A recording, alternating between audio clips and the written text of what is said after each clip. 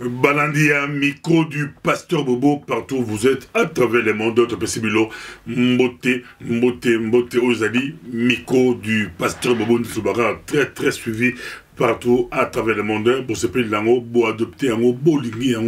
pour avoir tout sa dimension, il y a occupation. Notre classe politique, alors on toujours la classe politique congolaise, à genoux, à Fukama, les Bosso, il y a Kabila, mais peuple, à sa prêtre, peuple, à sa télévision, tout peuple, à sa télémaner au santé, mais notre classe politique, il y a une négociation, il y a un accord, il y a landa, pour pesa bango mieto baga mama Congo pesa mutu pasi oki mutu pasi mena d'African mutu eleki pasi mena nerofen me keba o me la valu o mete o bosala masolo ya mboko na Congo ozala autoroute tambusa mutu kama lembe kolondala micro de passer bobote yo pena sima mutu ka la taba écouteur na yo o perturbé motambusi mutuka te to ba toujours Congo is your country DRC is your country lequel d'où something for DRC do not let someone else do this something for you yo moko telema o sala yango Congo za mboko la yo mboka oyo to ba toujours okolia mbembe okolia mbizinzo okolia misili okolia ngando okolia boayo okolia pizza okolia biloko ya ndenge na ndenge kaka na mboka lo Congo okolia matembele mboka kitoko mboka nzambe apesa biso to ba toujours there is no place like o mboka okolia makelele okolia pizza biloko ya bio linga mboka wana bunda pola mboka wana nzambe akosala basango ya mboka biso toyeba la boko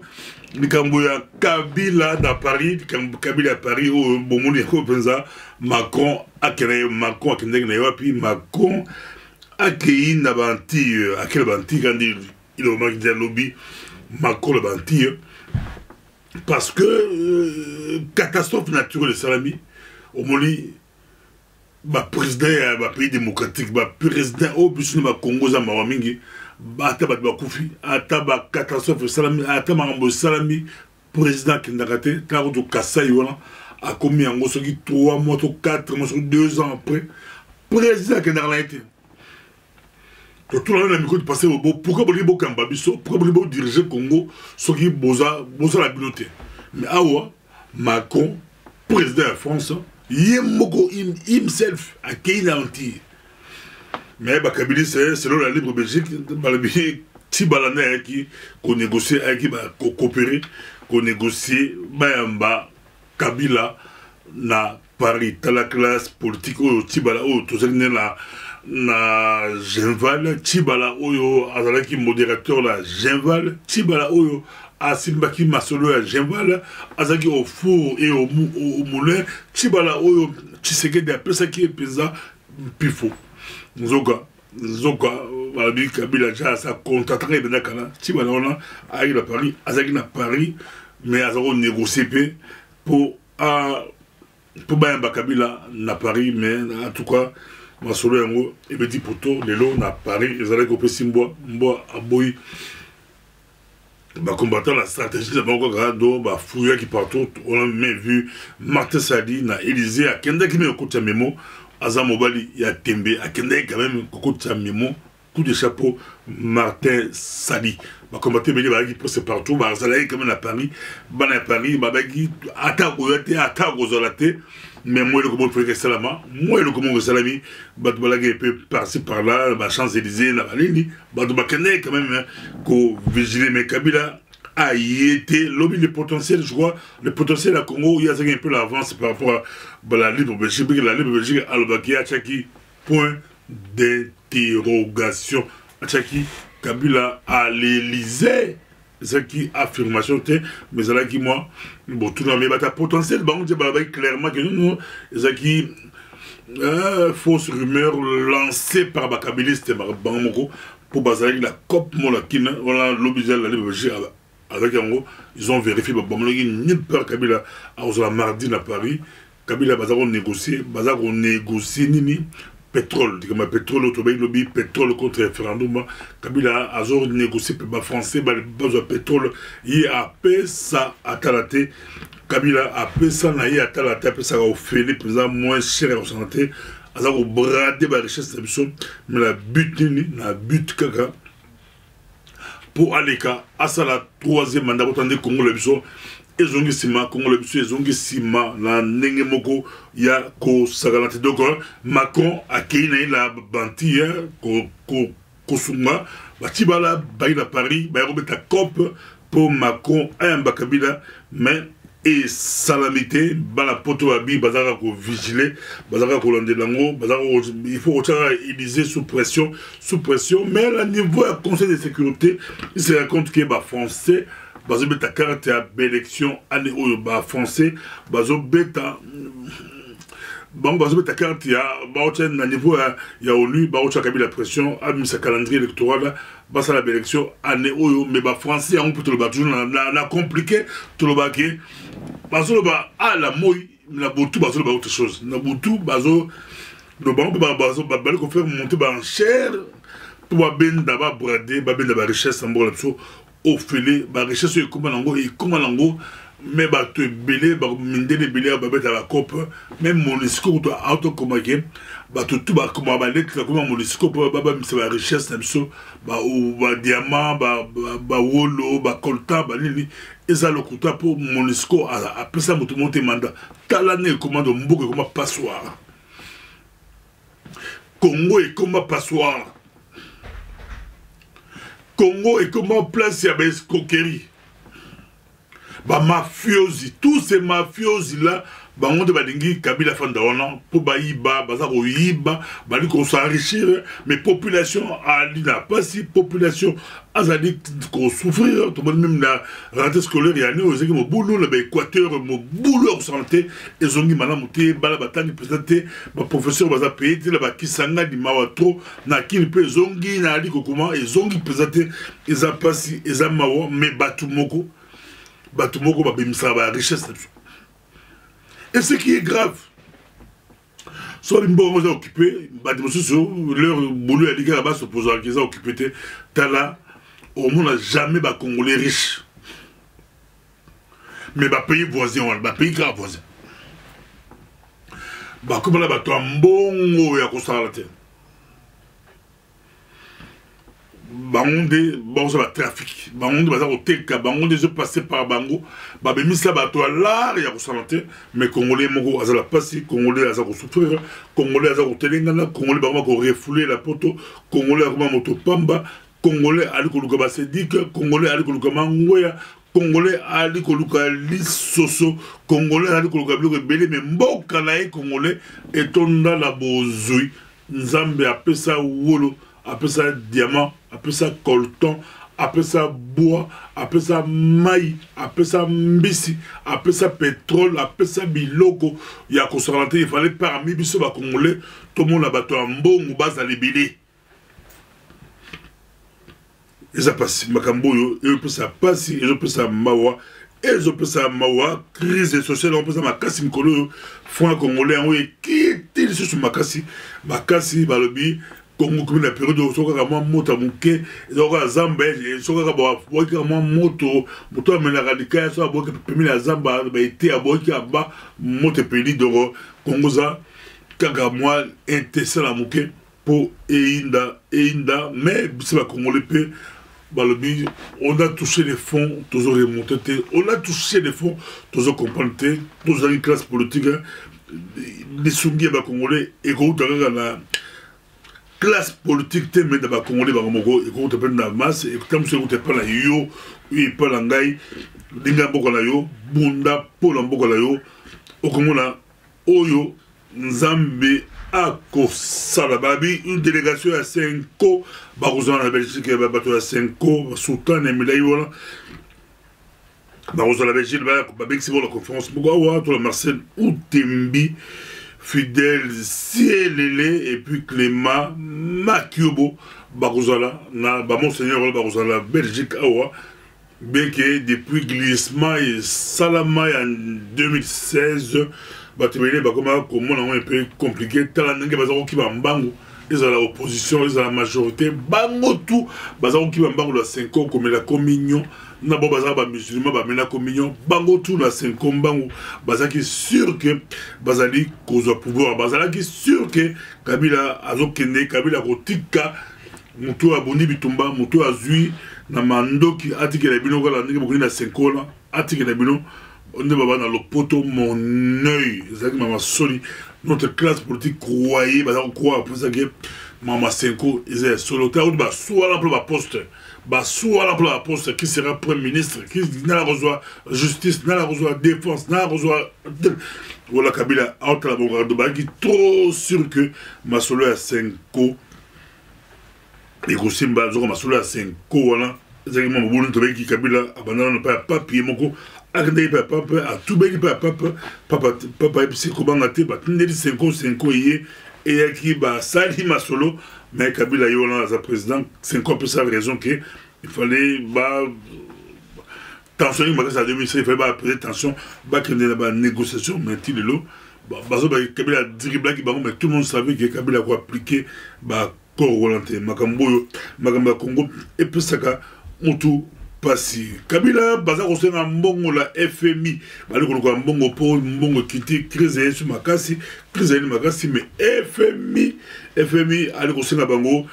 ba pesa calendrier électoral bige FMI yango na se bolanda ki na mikolo passe bobo bolanda a bembelu abibo ke bala FMI bango tout bezara blanc bonnet blanc bango bongo nde basa masolongo zapera lokuta abaki ba FMI ba banque mondiale bango nyonso wala et le réalité ba prédateur bato pesa bali koluka bolamo ya Congo te bali koluka malamu la bisote bali koluka ko kufa la biso donc so molio ba lobby qui non bali ko exiger calendrier électoral koko ba journée pour se trouver le 31 décembre 2017 et l'équipe l'angopé FMI en retour à ta déclaration donc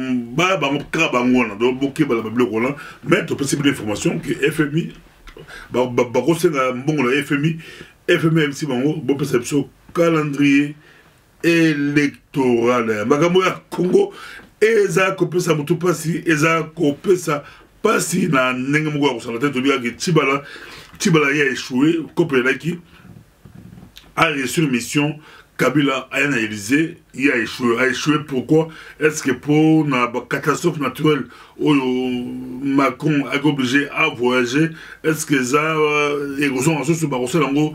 après on ne sait pas, est-ce que Tibala peut être la Nations Unies qui serait dans les Nations Unies, c'est Kabila qui Mamouna ONU qu'on appelle à New York, Congolais, Bazar la Kabila, le poteau à pied ferme, Congolais, Bazar très mobilisé. Dans le bi Ayate baza très mobilisé Makamboyo président fait mandat ils ont les Kambo mais asa payé Morote fait mandat ils a yé Kabila fait mandat sénateur fait mandat député fait mandat Toto fait mandat tout le monde est fait mandat mais on peut pas profiter l'opposition aussi est fait mandat selon Kabila c'est vrai non ils ont Morote même l'opposition est fait mandat Makamboyo Eza Makambo ya ko kamwa le cadeau babi cadeau ya Kabila et pas Macron cadeau ya Kabila et pas Macron zanini tout le baki cadeau pesé ya Kabila et pas Macron te expliquer moi d'abord vous allez qui zungu pinza cantine ya diamant colton mais il y a mikolo ben il y a du pétrole donc je peux ça pétrole ba peut ça Macron ba peut ça pourquoi ba je peux ça pétrole voilà pour ça la référendum pour de Macron à cet arbitre a laissé jouer donc à Mona neti amolite basala ba déclaration de coutant mais bako mona neti ba molite makambo ya Congo oyo et pesaka mutu pasi tobi linga Congo linga mboka la yo biso toba toujours non na tribalisme toujours combattre ngo sous toutes ses formes ba congolais bolongo ba sentiment longo ba sentiment to linga mboka to bunda pour la mboka to combattre tribalisme sous toutes ses formes a été outil la partie na yo a été outil au parti d'où parti que tu as combattre yango pour la bolingo ya Congo za moko ya façon la biso ya ko aider Congo tout le fanatisme tout ma valeur. Tout défendre ma valeur, tout défendre ma idée, et le on t'a docteur Denis Moukougabi, tout défendre ma idée. Les lots, Bazali Koluka qui peut rassembler, qui peut diriger, Nani Oya Rose là, ou les moins, les moins peu moins, les moins mauvais ou quoi. Le Congo, Moutako rassembler, Moutako diriger, qui peut le faire? Parce qu'aujourd'hui, on parle de plus en plus de milieu politique, la transition sans Kabila. Mais qui va repousser la transition sans Kabila? Nani. Pour pas passer la transition sans Kabila, il faut aller au-delà. Il faut savoir la qualité. On va monter en Boigny, monter en Mayel. Mais on va au-delà. On va au-delà. Il y a tribu, il y a région. On va au-delà. Aux leader au-delà de que chanson et puis ça me dit montonnion sur mes bateaux qui peut faire cette transition sans Kabila mais mon quoi que c'est ça botika ma solo la transition sans Kabila bobundala no Kabila a que de temps que Kabila azawala ils ont illusion il y a fait la quitte bien besoin réfléchir transition sans Kabila bobundala no bo to la quitte bo longole la quitte so ya ki ah voilà bien beaucoup fanda bien beaucoup le bela transition sans Kabila et ça là qui micro du pasteur Oboto Soukisika Awa toujours à Bolanda conférence à Kafukafu à IDC et Gozala du 22 au 24 septembre 2017 à la Bruxelles et Gozala Awa avec la présence de Olivier Timanga Logie et par Gozala mission à la Bruxelles Bolanda peu sport publicité voilà dans le Gochango Mikolo Bolanda.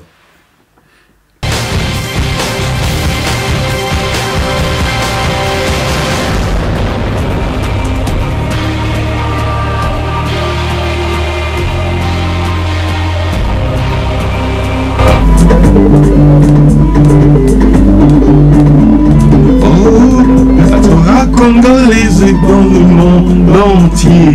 L'unité fait la force, tout le monde le sait. Mais pourquoi devons-nous demeurer dans la division? Association internationale dans le monde entier. Association internationale diaspora congolaise. À ce soir, la bienvenue. Chers amis de la diaspora congolaise, du 22 au 24 septembre 2017, nous aurons notre premier congrès, où nous allons traiter tout ce qui concerne notre diaspora et notre pays. Personne n'est exclu. Vous êtes tous les bienvenus car vous êtes concernés. Des grands intervenants ont décidé de venir animer ce congrès en notre faveur. Abembelou, Kwebe Kimpele, Noël Tchani, Cécile Kienge, Martin Moutiébélé, Bertin Mapaka, Justine Kazaboubou et Célestin Kiboutou. Sans oublier la participation annoncée du musicien Olivier Timanga, bien connu dans notre communauté. Voilà, une fois, nous aurons enfin un congrès. Un congrès pour toute la diaspora congolaise. Chacun a le droit d'être invité. Tout le monde est invité. Maintenant, nous sommes conscients qu'il y a des impératifs. Quelqu'un peut être retenu par son travail ou autre chose. Mais au moins que tout le monde soit respecté. Chacun a l'occasion d'être invité. Invité soit par une invitation directe, invité soit par nos radios communautaires ou invité au travers des médias, de YouTube et tout ce que nous avons à notre disposition. Congolaises et Congolais, venez nombreux à notre premier congrès qui s'organise du 22 au 24 septembre 2017. Ensemble, nous sommes forts. Ensemble, nous allons vaincre. AIDC, venez nombreux à notre premier congrès de la diaspora congolaise. AIDC, c'est l'unité dans la diversité. AIDC, Eloko Makasi. Bana ba Congo, beno kwiza mingi. Na congrès na beto ba Congolais, yake Vwanda, du 22 au 24 septembre 2017. Nous devons nous organiser, mais maintenant c'est le temps de passer à l'action. Je suis vraiment très fier Romona Bandeko na biso na sala eloko ya boye. Venez nombreux. Ngai na Rosala. Tokobi na suka ezalaki micro du pasteur bobo motolaka na Bruxelles tozala nata Bruxelles nata terme tozalaki na mondele bruxellois un jeune belge un jeune bruxellois belge na Kinshasa bolanda ye moi extrait kaka azali belge bruxellois mais asali 5 ans lakini bolanda ye comme Nangai c'est site comme et Jadot comme Jadoville.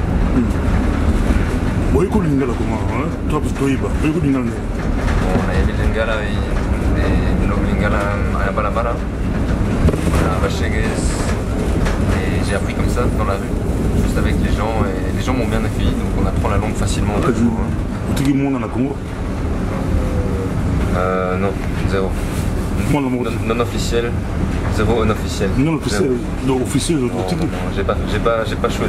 de féticheur. J'ai fait très attention. J'ai respecté les gens là-bas et donc. Tu peux essayer donc. Tu peux essayer donc. Bolobin. Babi biso to senga ba mikanda, mais biso to pesa la mikanda. Ah bolobin.